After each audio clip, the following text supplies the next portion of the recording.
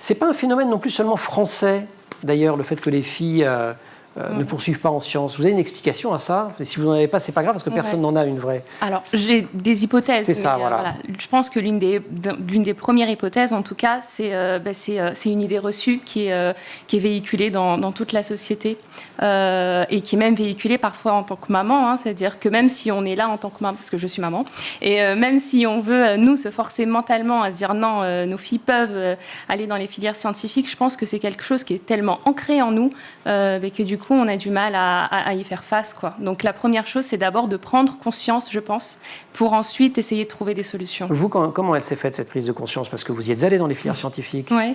Alors moi, c'est marrant, c'est que j'ai toujours aimé les maths. Et je n'ai jamais ressenti, en fait, le fait de devoir me mettre des bâtons dans les roues. Et j'irais même plus loin, c'est que j'ai toujours été super bien accueillie, en fait, par les équipes masculines. Et ça, on ne le dit pas assez. Moi, en école en prépa, déjà, les garçons voulaient être... Enfin, il y avait les fameuses cols. Les garçons voulaient être dans des groupes de cols parce que souvent, les enseignants étaient plus bienveillants avec les filles.